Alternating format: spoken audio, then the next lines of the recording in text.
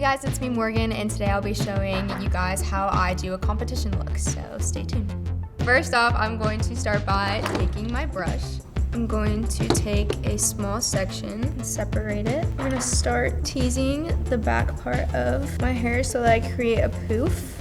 And then you're gonna take a handy dandy elastic poly band and then just kind of fluff this part out a little bit. And then we're gonna grab some bobby pins.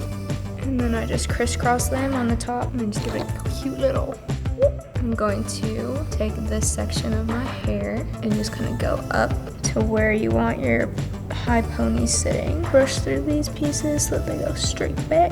And then I'm gonna take my little scrunchy bandana.